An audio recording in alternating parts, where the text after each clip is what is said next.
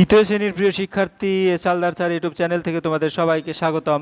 আজকে তোমাদের জন্য আরেকটি নতুন ভিডিও নিয়ে এসেছি, পরিবেশ মডেল প্রশ্ন সিলেবাস সহ 2025 সেট নম্বর 2। অর্থাৎ আমি ইতিমধ্যে আরও একটি সেট তোমাদের দিয়েছি, আমার ইউটিউব চ্যানেল গিয়ে তোমরা সেই সেটটি দেখে আসতে পারবে। তৃতীয় শ্রেণী ক্লাস 3 দ্বিতীয় পর্যায় ক্রমিক মূল্যায়ন 30 মার্কের পূর্ণাঙ্গ মডেল প্রশ্ন এবং তার উত্তর বিশ্লেষণ সহ সম্পূর্ণ সমাধান দেখাবো আমি এই ভিডিওতে। কাজে তোমরা যারা এখনও আমার চ্যানেলটিকে সাবস্ক্রাইব করোনি তারা এখনই চ্যানেলটিকে সাবস্ক্রাইব করে বেল আইকনটি প্রেস করে দাও, যাতে এরকম আরও অনেক ভিডিও তোমরা দেখতে পাও। তোমরা সিলেবাস প্রথমে যদি বলি, দ্বিতীয় ইউনিটের তৃতীয় অধ্যায়, যে অধ্যায়টির নাম হচ্ছে পোশাক, তারপরে চতুর্থ অধ্যায় যে অধ্যায়টির নাম ঘরবাড়ি, এবং পঞ্চম অধ্যায় পরিবার। আমি কিন্তু আমার ইউটিউব চ্যানেলে অধ্যায় ভিত্তিক এই অধ্যায়ের যত রকমের প্রশ্ন আসতে পারে সেই সম্পর্কিত অধ্যায় বেশি সকল প্রশ্ন উত্তর আমি দিয়ে দিয়েছি আমার ইউটিউব চ্যানেলে। তোমরা সেখানে গিয়েও অধ্যায়ে বেসিক তোমরা সকল প্রশ্ন উত্তর বা একটা ভালো প্রস্তুতি নিতে পারবে। যাই হোক, অর্থাৎ তোমাদের পৃষ্ঠা নম্বর হচ্ছে 51 পৃষ্ঠা থেকে 111 পৃষ্ঠা পর্যন্ত। হ্যাঁ, তাহলে তোমাদের পরীক্ষাটা হবে 30 মার্কের পরীক্ষা, সময় থাকবে 60 মিনিট। হ্যাঁ, আর এটা পর্যায়ক্রমে যদি বেশ কয়েকটি প্রশ্ন তোমরা দেখো তাহলে আশা করি প্রস্তুতি যেমন সুদৃঢ় হবে তেমনি অনেক ভালো একটা রেজাল্ট হবে। আমরা সরাসরি প্রশ্নটি দেখতে চাচ্ছি। এই দেখো তোমাদের প্রশ্ন, তোমরা যদি দেখো দ্বিতীয় পর্যায়ক্রমিক মূল্যায়ন, এটা সেট নম্বর 2। এখানে তোমরা কি লাগবে, পরীক্ষার্থীর নাম, এখানে বিদ্যালয়ের নাম, আর এখানে ক্রমিক সংখ্যা। হ্যাঁ, তাহলে এখানে 1 নম্বরে সঠিক উত্তরের পাশে টিক চিহ্ন দাও, এরকম আছে 10টি প্রশ্ন, 0.5 করে নম্বর, 5 মার্ক। 2 নম্বরের প্রশ্ন অনেক সময় দেখা যাচ্ছে তোমাদের 5টি প্রশ্ন আসতে পারে। আমি তোমাদের প্র্যাকটিসের এখানে তোমরা বেশ কিছু প্রশ্ন দেখতে পাবে, যাতে তোমরা সুন্দরভাবে প্র্যাকটিস করে পরীক্ষাটা দিতে পারো। সঠিক বাক্যের পাশে টিক চিহ্ন এবং ভুল বাক্যের পাশে ক্রস চিহ্ন দাও। এখানেও কিন্তু 10টি প্রশ্ন থাকবে, 10টি প্রশ্ন উত্তর দিতে পারলে তোমরা 5 নম্বর পেয়ে যাবে। শূন্যস্থান পূরণ 10টি প্রশ্ন আছে, এখানেও তোমরা 5 নম্বর পেয়ে যাবে। এবং একটি বাক্যে উত্তর দাও, যে কোনো 10টি। এখানে আমি তোমাদের 14টি প্রশ্ন দিয়েছি, তার মধ্যে 10টি প্রশ্ন উত্তর করবে। এরপরে হচ্ছে তোমার 5 নম্বরের যে কোনো 5টি প্রশ্ন উত্তর দেবে। এখানে 8টি প্রশ্ন দিয়েছি, সেখান থেকে 5টি প্রশ্ন উত্তর দেবে। এই হচ্ছে তোমাদের একটা প্রশ্ন। এখন এই প্রশ্নেরই সরাসরি আমরা উত্তর চলে যাব। হ্যাঁ, উত্তর দেখব আমরা। একটু বড় করে দেখি 1 নম্বরের যে প্রশ্নটি, এবং এটা 2 নম্বরের প্রশ্ন, 3 নম্বরের প্রশ্ন, 4 নম্বরের প্রশ্ন, 5 নম্বরের প্রশ্ন। হ্যাঁ, সরাসরি যায় 1 নম্বরের প্রশ্ন। 1 নম্বরের প্রশ্নের উত্তর যদি প্রথমে দেখি, সিনথেটিক কোন জিনিস দিয়ে তৈরি? খনিজ তেল, কেরোসিন, তেল, ডিজেল।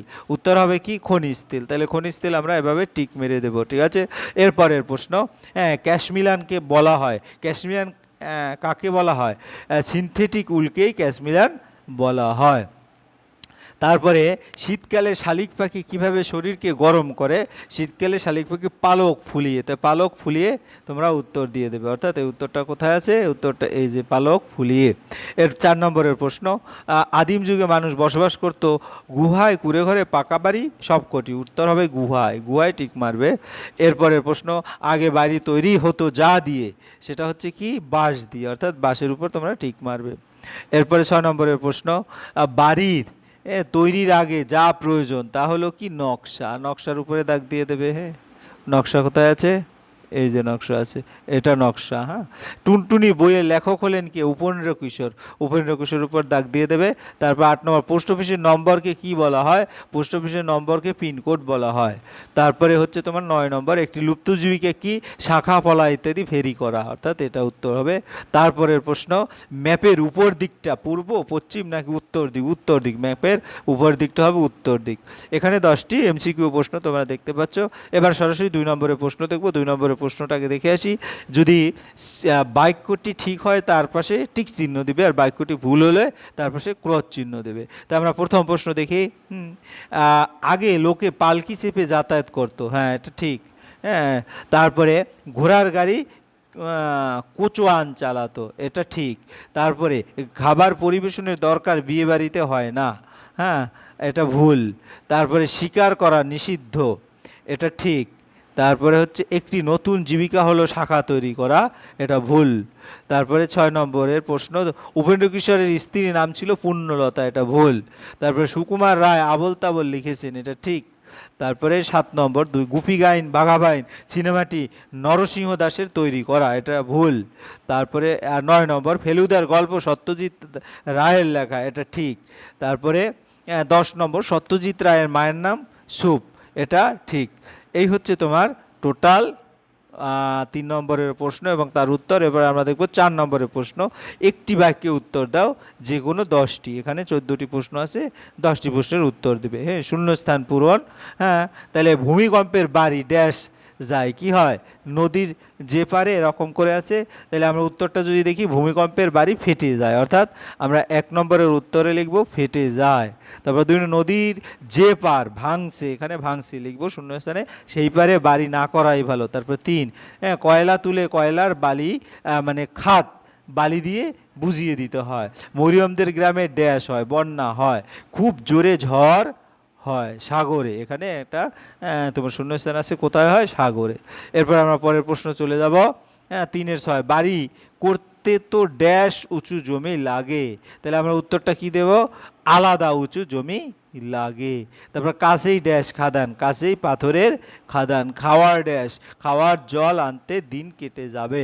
আমার দাদুদের বাড়িতে ড্যাশ খুব উৎপাত, হাতির খুব উৎপাত, দুপুরের পর ড্যাশ গন্ধ আসবে, বাজে গন্ধ আসবে।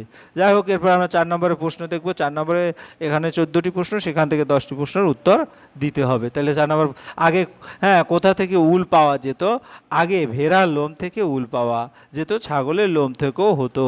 এরপর 4-এর 2, অ্যাপ্রন কাকে বলে। হ্যাঁ, ডাক্তারেরা গলা থেকে পা পর্যন্ত ঢোলা পোশাক পরে, একে অ্যাপ্রন বলে। শালিক পাখিরা শীতকালে কি করে, শালিক পাখিরা শীতকালে পালক ফুলিয়ে রাখে। হ্যাঁ, এরপরে 4-এর 4, হ্যাঁ, রাজ্য পুলিশের পোশাক কী রঙের, খাকি রঙের। এরপর 4-এর 5, পরিবার কাকে বলে।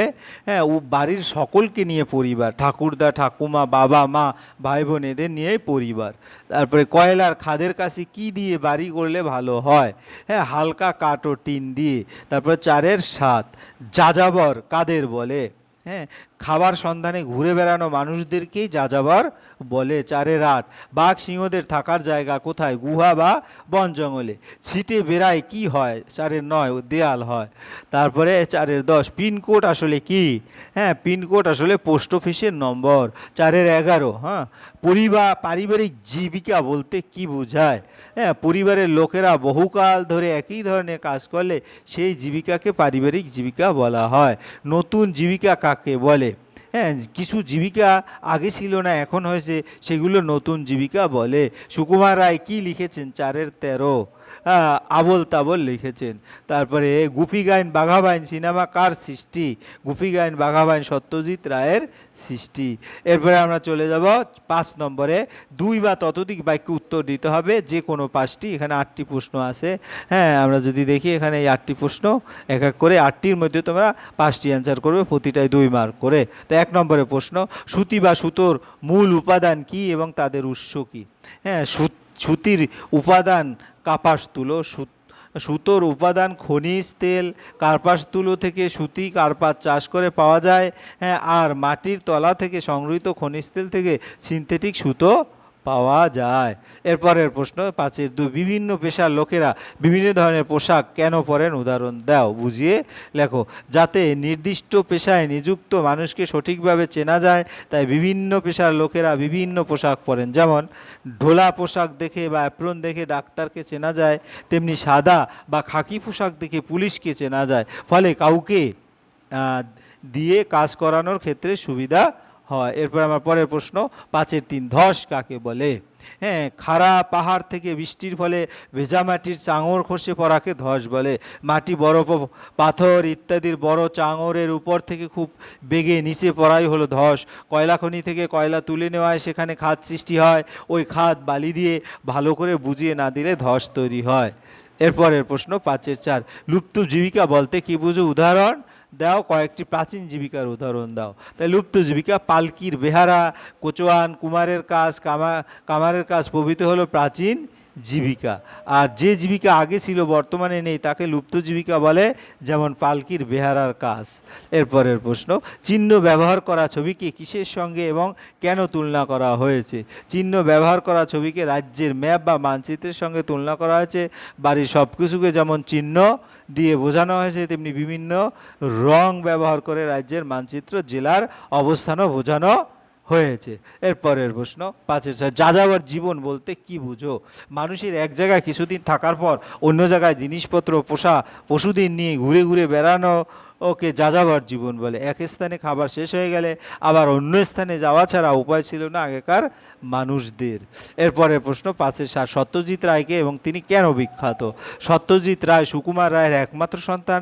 তিনি ফেলুদার গল্পগুলো আর সিনেমায় গুপি গাইন বাঘা বাইন করেছেন। তিনি বিখ্যাত লেখক, চিত্রশিল্পী এবং চিত্র পরিচালক। এরপর 5-এর 8 নম্বরের প্রশ্ন, পাখিদের পরিবার বলতে কি বুঝো?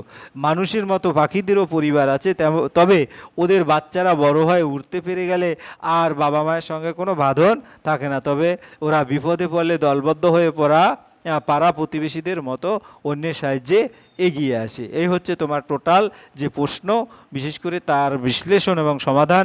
আশা করি ভিডিওটি যদি তোমরা মনোযোগ সহকারে দেখো, তোমাদের দ্বিতীয় ইউনিট টেস্টের প্রিপারেশন অত্যন্ত ভালো হবে। পরিশেষে বলবো, তোমরা যারা এখনও আমার চ্যানেলটিকে সাবস্ক্রাইব না করে ভিডিওগুলি দেখছো, প্লিজ প্লিজ প্লিজ চ্যানেলটিকে সাবস্ক্রাইব করে বেল আইকনটি প্রেস করে দাও। ভিডিওটি দেখার জন্য অসংখ্য ধন্যবাদ। ভিডিওটি ভালো লাগলে লাইক কমেন্ট শেয়ার করতে ভুলবে না।